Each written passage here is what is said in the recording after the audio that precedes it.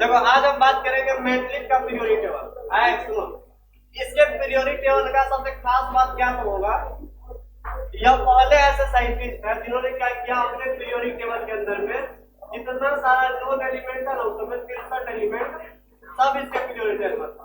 इसलिए ना ज्यादातर क्वेश्चन तो वो यही से पूछता है कि मैट्रिक पीरियोडिक टेबल क्या होता है, क्या है। एक्चुअल में क्या, चलो बेसिक से पढ़ते हैं।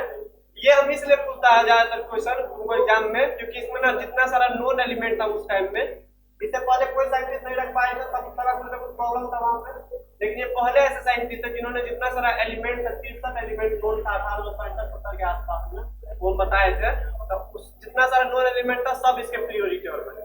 ठीक है, इस रेस को हम कंप्लीट पीरियोडिक टेबल बोल सकते हैं। इससे पहले किसी को नहीं बोला था, मैंने तो लॉ बोला था, लेकिन ये क्या हमारा मेंडलिक का पीरियोडिक टेबल है, एक आवर्त सारणी बना के देगा। चलो ठीक है, अब इसका आवर्त सारणी किस पर बेस्ड होगा, कोई तो इसका तरीका होगा अरेंज करने का, है ना। तो वो तरीका क्या था, एटॉमिक वेट था। इन्होंने जो एलिमेंट का जो अरेंजमेंट किया था वो एटॉमिक वेट के बढ़ते क्रम में किया। ठीक है, अब कुछ इस तरीके से किया था कि प्रॉपर्टी ना आता तो मैच भी करा था, समझेंगे बनाएंगे वैसे बड़ा सा पीरियोडिक टेबल हम यहाँ पे इस पेज को ऐड करेंगे तो बनाएंगे वहां पे, तो थोड़ा बेसिक चीज समझते हैं। कोई बोला मेंडलिक पीरियोडिक टेबल जो 1869 में दिया था, तो उन्होंने एलिमेंट को कैसे अरेंज किया था, तो क्या बोलेंगे, increasing order of atomic wait, atomic weight के बढ़ते क्रम में अरेंज किया। ठीक है, अब तुम बोले कि जब हम आए सुनो, अब बोले कि तुम लोग की जब वो था हमारा न्यूटन लॉ ऑफ ऑक्टेव जो था वो भी तो increasing order of atomic weight ही था। सुनो जो बात बोले समझते रहो, न्यूटन लॉ ऑफ ऑक्टेव क्या था हमारा, वो भी increasing order of atomic wait में ही अरेंज था एलिमेंट।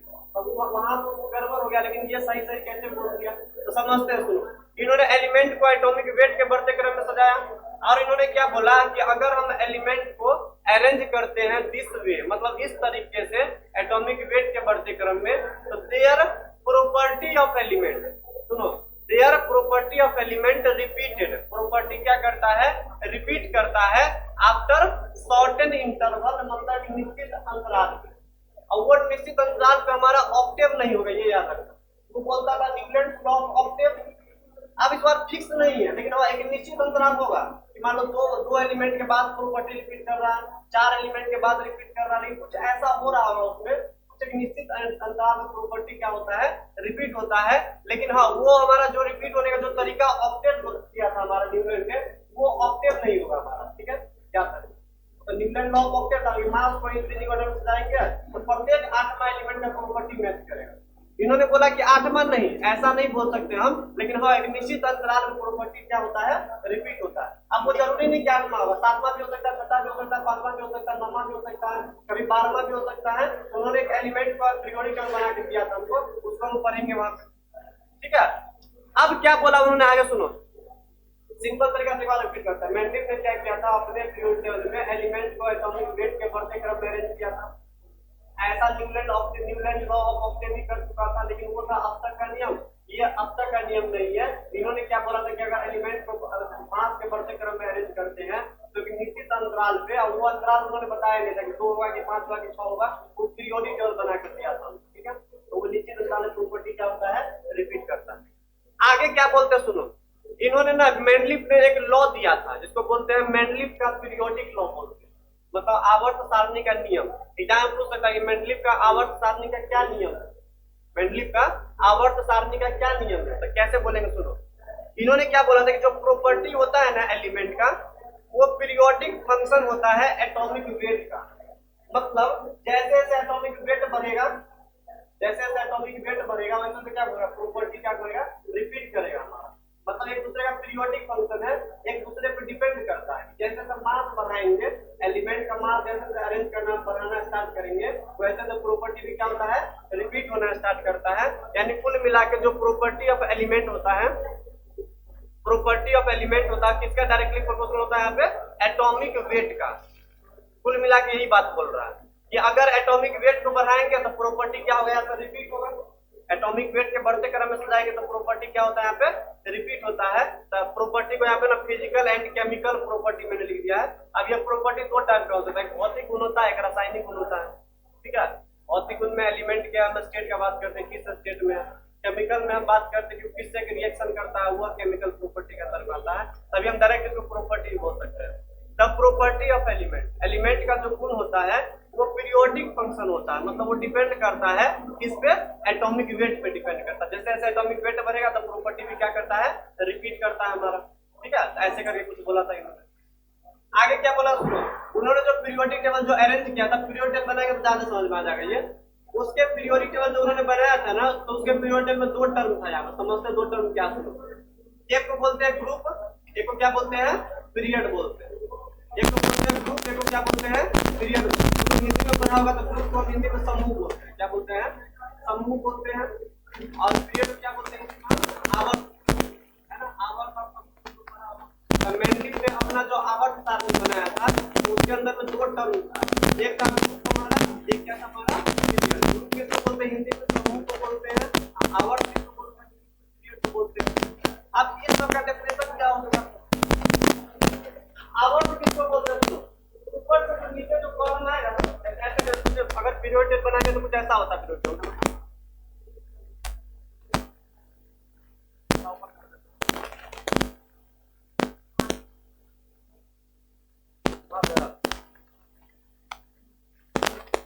मान लो सुनो, मान लो ये हमारा ना एक पीरियोडिक टेबल है, देखो तो पीरियोडिक टेबल ऐसा कुछ होता है। देखो पीरियोडिक टेबल में क्या होता है, ऐसे करके कुछ लगा हुआ था, लाइन बना हुआ रहता है, ऐसे एलिमेंट का ऐसे का लाइन बना रहेगा, ऐसे का घेरा हुआ रहता है ना। तो ऊपर से जो नीचे आते हैं ना, इसको क्या बोलते हैं, ग्रुप बोलते हैं। ऊपर से नीचे आते हैं तो क्या बोलते हैं, उसको ग्रुप बोलते हैं। तो ग्रुप को क्या बोल सकते हैं, क्या एक वर्टिकल कॉलम, कॉलम मतलब होता है खंभा, ठीक है। कॉलम मतलब क्या होता है, खंभा। वर्टिकल मतलब होता है लंबवत।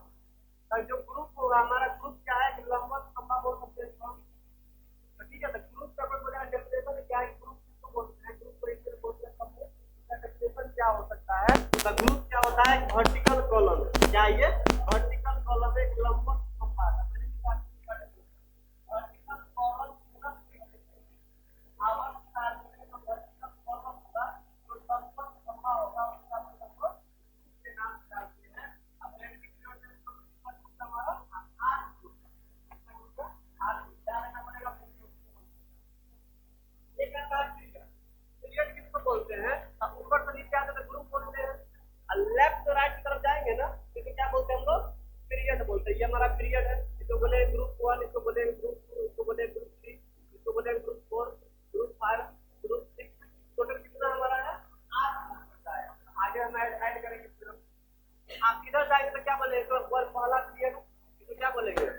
सेकंड पीरियड, इसको क्या बोलेंगे, थर्ड पीरियड। तो बताओ ये पीरियड कैसा दिख रहा है, एक क्षैतिज कतार दिख रहा है ना, क्षैतिज कतार, ठीक है। तो क्षैतिज कतार को हम हिंदी में क्या बोलते हैं, हॉरिजॉन्टल। तो कितना सारा हॉरिजॉन्टल रो होता है ना, उसको हम पीरियड के नाम जानते हैं। कितना सारा वर्टिकल कॉलम होता है तो कितना नाम जानते हैं, ग्रुप का नाम जानते हैं। ग्रुप और पीरियड बता सकता है, ग्रुप और पीरियड बता सकता है, वर्टिकल कॉलम ग्रुप, हॉरिजॉन्टल को पीरियड, ठीक है। कितना कितना होता है, 8 और 7 पीरियड। चलो अब आवर्त सारणी हम बनाएंगे तो ज्यादा बात क्लियर होगा हमारा, ठीक है। तो चलो पेज को ऐड करते हैं और आवर्त सारणी आगे उसी में लिखना आगे बढ़ा के।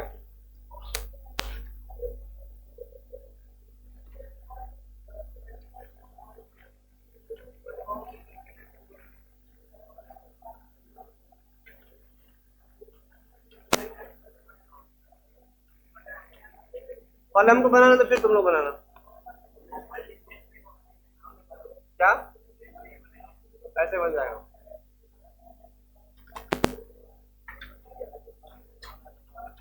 वो नहीं बोले, हम बोले कि हमको बनाना तो बनाना।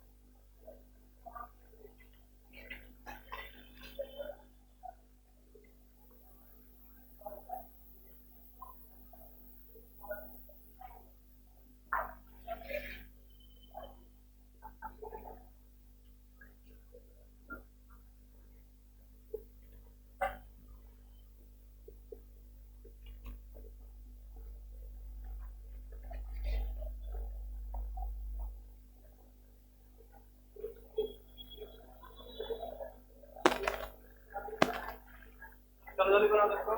सब पहले कि कैसे बनाना, पहले बनाने का तरीका बता दो। क्या करना तुम लोग, पहले तुम क्या करो, 7 तो ऐसे पीरियड बनाना, 1 2 3 4 5 6 7, मतलब 7 हॉरिजॉन्टल रो, ठीक है, 7 हॉरिजॉन्टल रो, 8 बनाना वर्टिकल कॉलम, जिसको हम ग्रुप बोलते हैं। तो 1 2 3 4 5 6 7, ये थोड़ा बड़ा बड़ा बना, ठीक है, ग्रुप नंबर 8 का थोड़ा बड़ा बड़ा एलिमेंट। अब यहाँ पे समझो, सुनो, जितना सारा ग्रुप था ना, उसको ना 2 सब ग्रुप में बांटा था। इसको ना 2 पार्ट में बांटा था ग्रुप को, ए और बी। कितना नाम दिया था इसमें, ए और बी। इसको 2 में बांटा है, जिसको सब ग्रुप बोलते हैं। तो बताओ, तो एटम के छोटा पार्टिकल क्या बोलते हैं, सब एटम पार्टिकल। ग्रुप के छोटा भाग को क्या बोलेंगे हम, सब ग्रुप बोलते हैं। तो ग्रुप 1 को ना हम ए और बी से दिखाते हैं, ग्रुप 2 को हम ए और बी से दिखाते हैं। यानी मैट्रिक्स में अपने थ्योरी टेबल में ग्रुप को 2 भाग बांटा था, सब ग्रुप ए और सब ग्रुप बी। तो ए बी सब में ए बी ऐसे करके लिखा हुआ है। लेकिन ग्रुप नंबर 8 को नहीं बांटा था, 7 तक था। वो बोले यार मैट्रिक्स में अपने पीरियड टेबल में कितने ग्रुप को सब ग्रुप में बांटा था, तो 7, 8वां नहीं बांटा था, 7 तक बांटा था, ठीक है। अब देखो एलिमेंट को देखो किस तरीके से अरेंज किया गया, जो ऐसे लिखा हुआ, जैसे लिखा हुआ वैसे लगाना है। देखो बी में भी कुछ एलिमेंट है यहाँ पे, कॉपर, एजी और ए। जैसे मैंने नीचे लिखा है, तुम लोग को भी नीचे लिखना है, ऐसे करके ऊपर नहीं डाल देना, कुछ मतलब है इसलिए मैंने नीचे लिखा। जैसे ये सब ऊपर दिख रहा है ना, ऊपर वाला पोर्शन में, ये इस डब्बा में ऊपर दिख रहा है, इस डब्बा में सबसे ऊपर कोना पे दिख रहा है, कोना पे ऐसे करके दिखना है। और जो नीचे है, तो नीचे में सबसे देखो कोना पे लगा हुआ नीचे, देखो ये देखो ऊपर में ऊपर में ऊपर में, देखो ऊपर के बाद कहाँ आ गया, ये ऊपर में है, अभी भी ऊपर में, अभी ऊपर में, ये सब कहाँ पे नीचे में लगा हुआ है। ऐसा तुम लोग बनाना, मतलब समझाएंगे बाद में। अब यहाँ पे देखो, तो यहाँ पे बहुत कोई गलती करता है, बोरोन एल्युमिनियम के बाद जो गैलियम ऊपर होना चाहिए ना यहाँ पे, लेकिन उन्होंने नीचे रखा था। तुम भी नीचे रखना है, यहाँ पे और यहाँ पे। देखो यहाँ के बाद 2 नंबर के बाद ना सेकंड थर्ड वाला ग्रुप से ये नीचे आ जाता है, याद रखिए, ठीक है। ये नीचे आ गया, नीचे आ गया, नीचे आ गया। यहाँ पर देखो, तो 2 के बाद कहाँ आ गया, ये नीचे, ये भी नीचे, ये भी नीचे, ये चला गया ऊपर में। इसका मतलब है पहले इसको अच्छा से बनाओ, फिर समझाते हैं। निकाल दिया,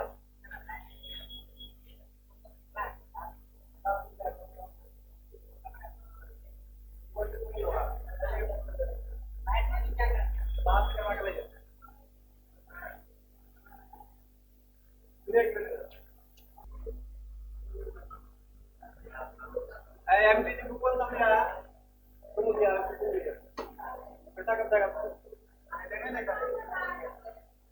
कौन तो दिया, इतना 650 बोले हैं, 900 देना है, लाल दाम तो घटा लागे बेटे के बाजार में 300 बिक रहा है,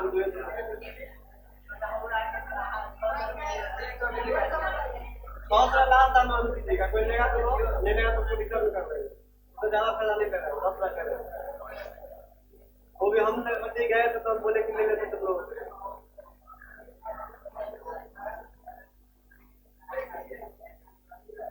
चलो देखो तो दार आप समझाते हैं, चलो चलो ठीक है, 2 मिनट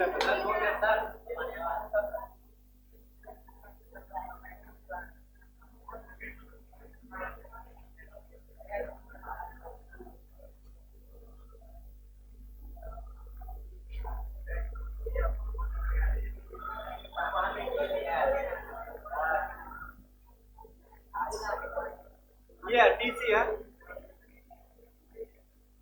नवोनियम मोनोबंडलम टेंटलम रथेनियम रवनियम।